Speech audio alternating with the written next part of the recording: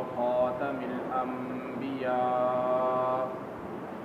صلى الله عليه وعلى آله وصحبه وبارك وسلم ما نطق اللسان بمدحه ونسق القلم اللهم صل على محمد وعلى آل محمد كما صليت على إبراهيم وعلى آل إبراهيم إنك حميد مجيد اللهم بارك على محمد وعلى آل محمد كما باركت على إبراهيم وعلى آل إبراهيم إنك حميد مجيد۔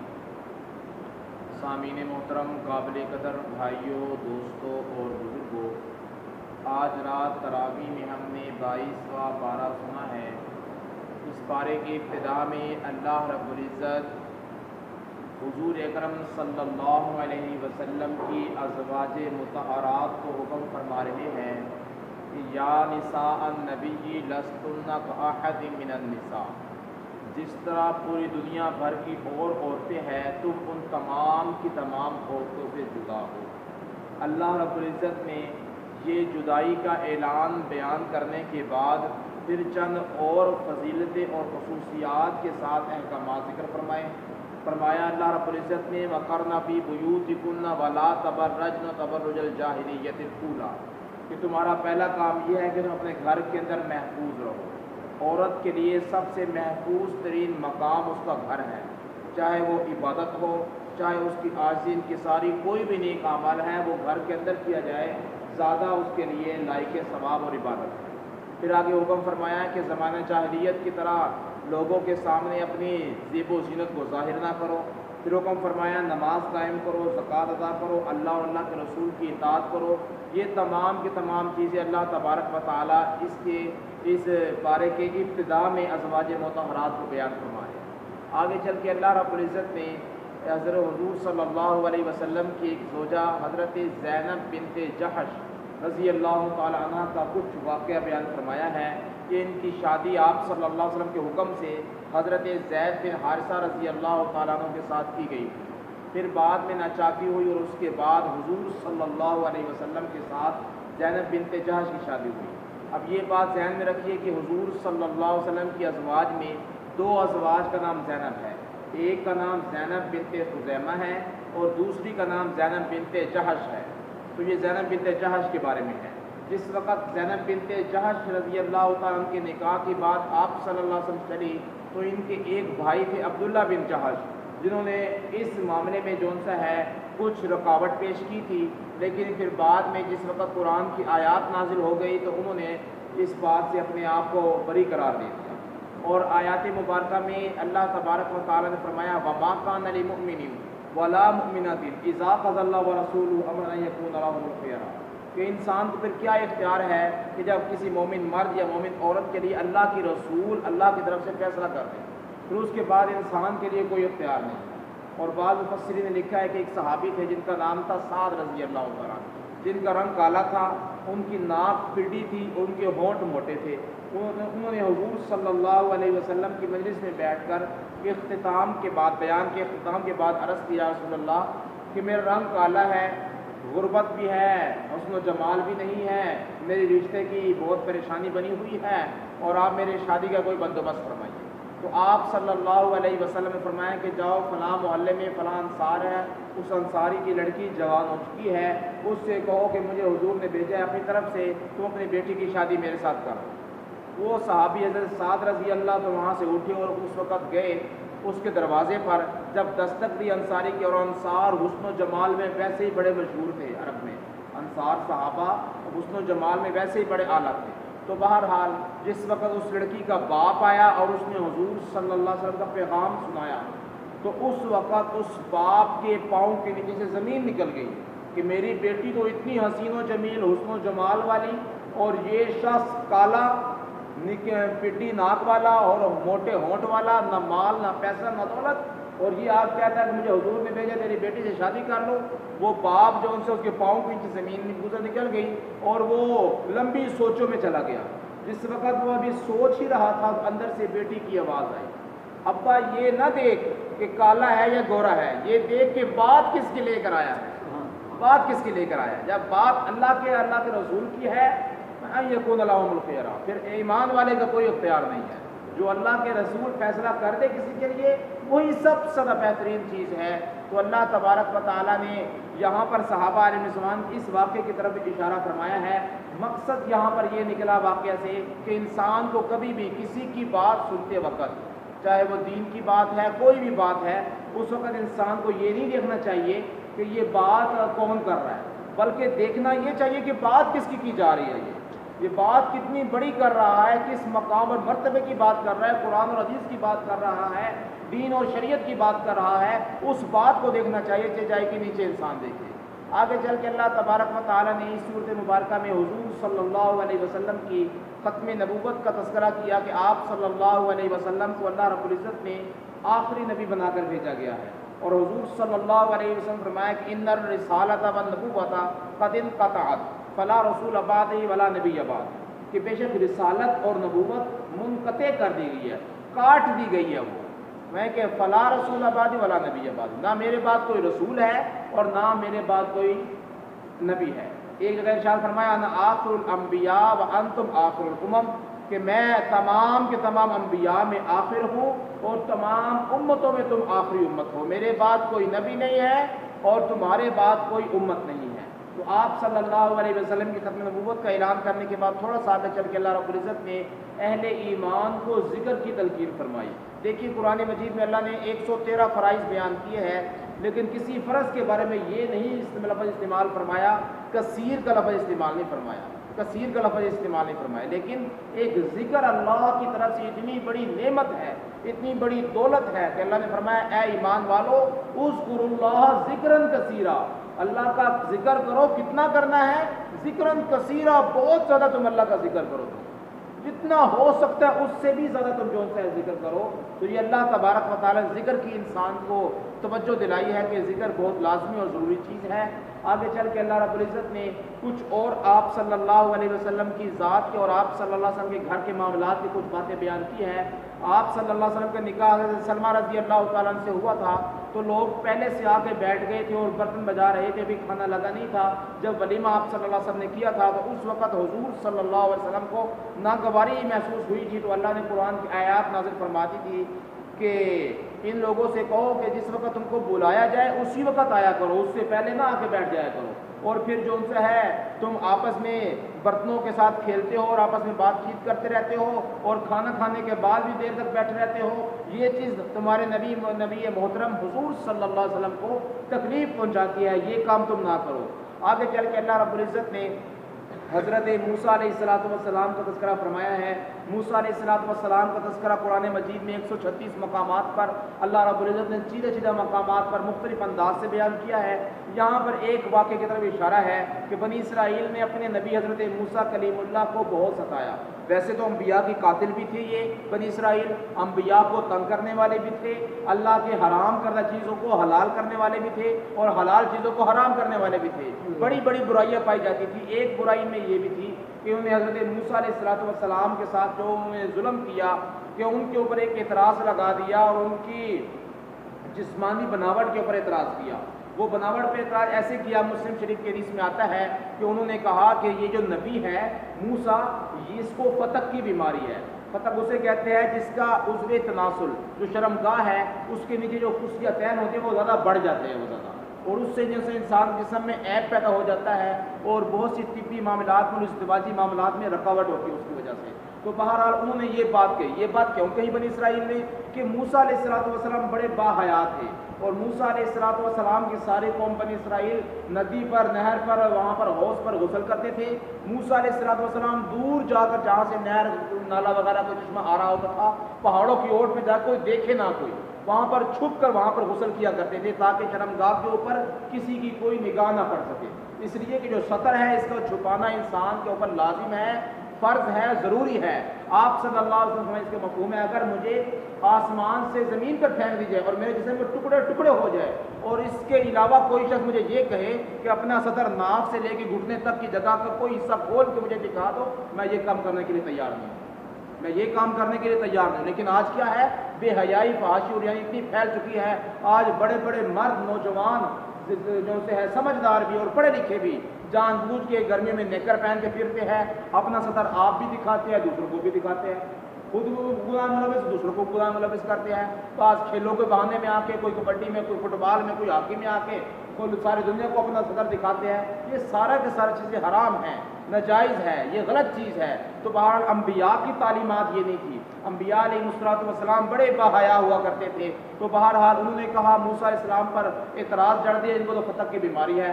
تو اللہ رب العزت نے کیا فیصلہ فرمایا کہ جس وقت انہوں نے کپڑے اتار کر رکھے موسیٰ علیہ السلام نے پتھر کے اوپر, تو اس وقت جو ان سے اللہ نے اس پتھر کو چلا دیا, اس پتھر کو چلا دیا. اور موسیٰ علیہ السلام غسل کر کے اس ندی سے نہر سے باہر نکلے اور پتھر آگے آگے ہے اور وہ موسیٰ علیہ السلام پیچھے پیچھے ہے, حتیٰ کہ وہ بالکل چوک میں جا کے پتھر کھڑا ہو گیا.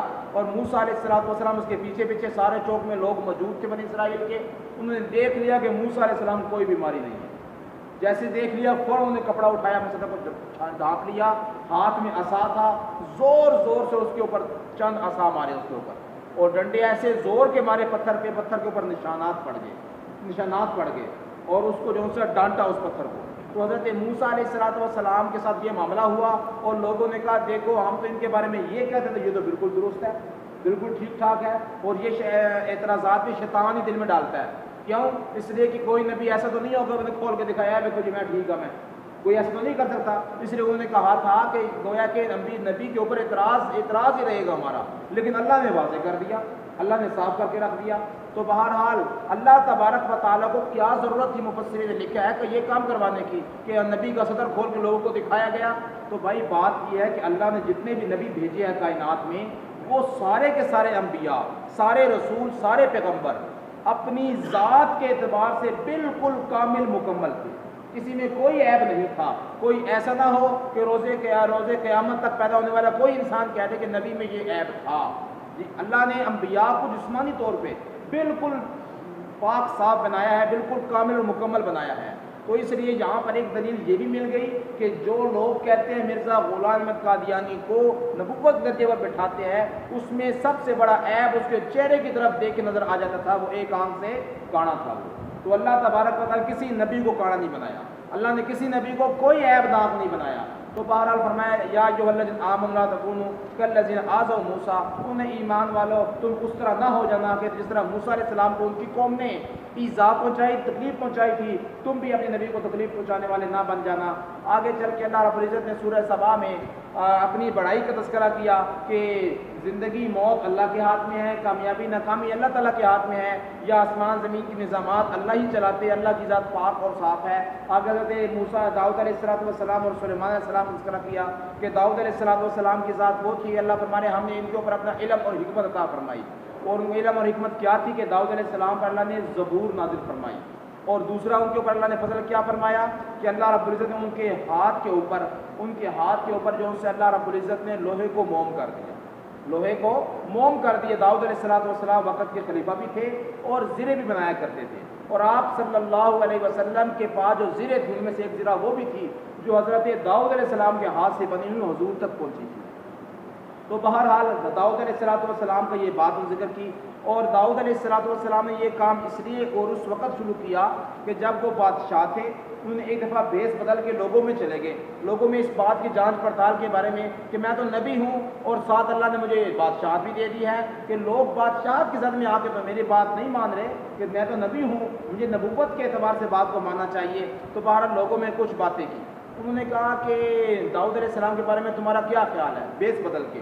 تو انہوں نے کہا وہ تو ٹھیک ہے, بادشاہت بھی ٹھیک ہے, نبوت کے کام بھی سارے انجام دیتے ہیں, لیکن صرف مسئلہ یہ ہے کہ وہ اپنے ہاتھ سے کمائی نہیں کرتے, وہ اپنے ہاتھ سے کمائی نہیں کرتے. تو حضرت داؤد علیہ السلام کو پتہ لگا, اللہ سے دعا کہ اللہ نے فرمایا کہ داؤد لوہے کو ہاتھ لگانا تیرا کام ہے, موم بنا دینا تیرے رب کا کام ہے, تیرے رب کا کام ہے. جب داؤد علیہ السلام سارا دن اپنے فرائض نبوت سے انجام دیتے, خلافت کے کام سر انجام دیتے, اور رات کے وقت تھوڑی دیر کے لیے بیٹھتے تو لوہے کو ہاتھ لگاتے, وہ موم بنتا جاتا, اس کی زرہ تیار ہو جاتی, اس کی زرہ تیار ہو جاتی, اور وہ زرہ جو ہے وہ بیچ دیتے, اور ایک زرہ بیچنے کے بعد 40 دن اس کی کمائی کے اوپر گزارا کرتے تھے.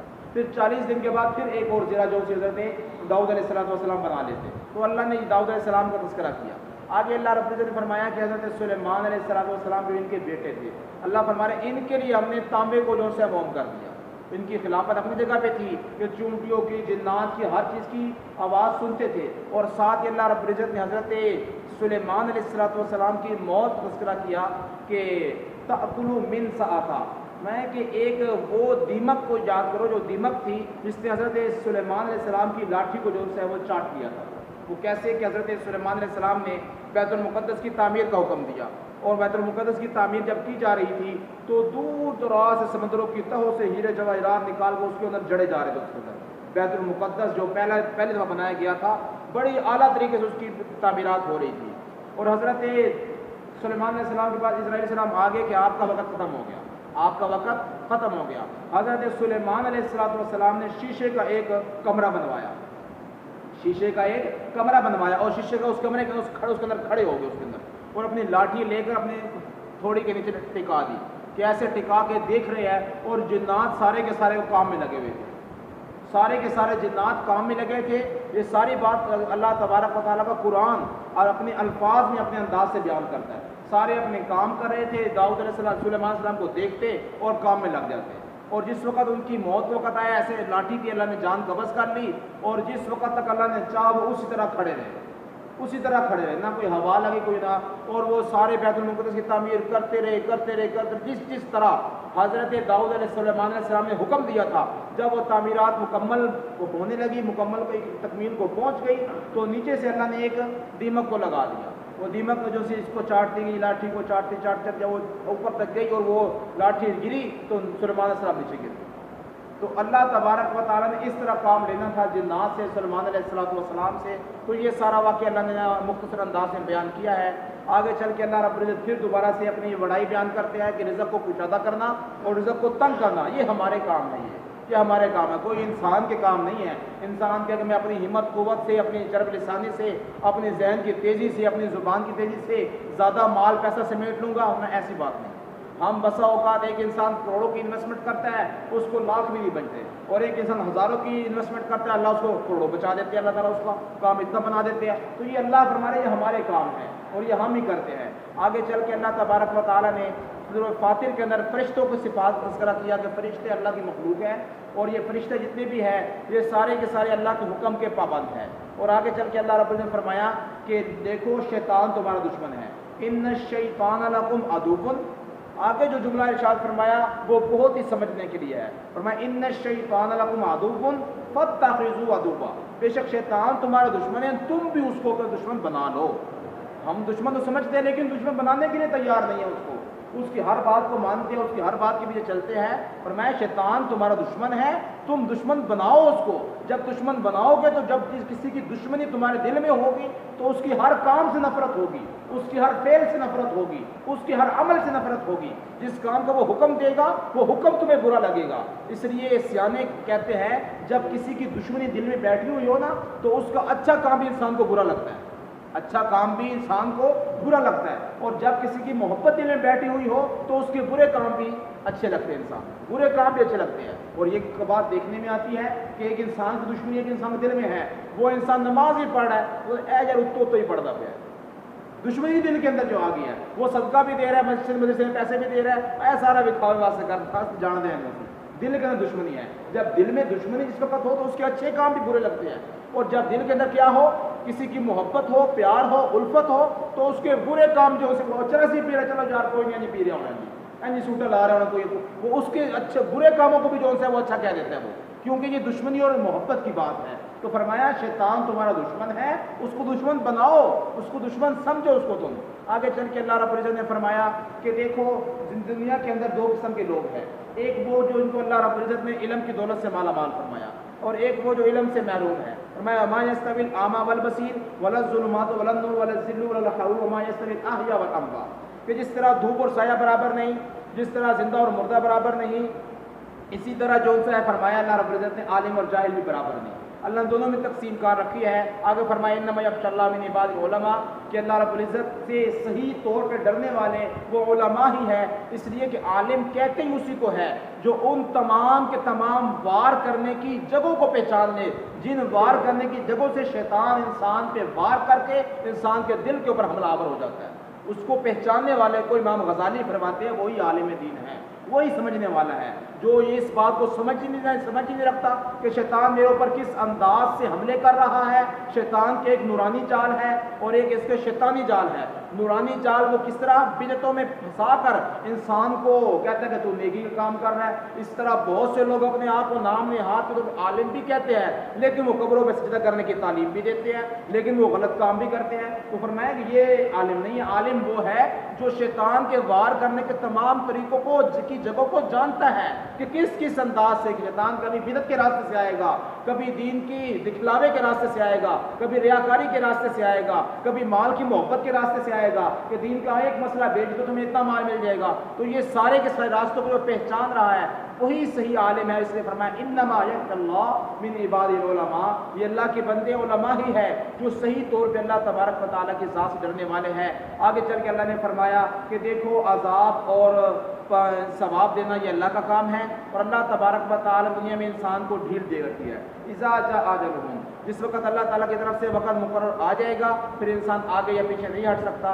آگے اللہ رب العزت نے انسان کو فرمایا کہ اللہ کی جو سنت طریقہ ہے یہ بالکل ہٹنے والا نہیں ہے, تبدیل ہونے والا نہیں ہے. دنیا تبدیل ہو جاتی ہے لیکن اللہ تبارک و تعالیٰ کی ضابطے اصول اسی طرح ہے جس طرح پہلے تھے. اللہ رب العزت مجھے اور آپ کو سمجھنے کی صحیح طریقے سے عمل کرنے کی توفیق عطا فرمائے. وآخر دعوانا الحمدللہ رب العالمین.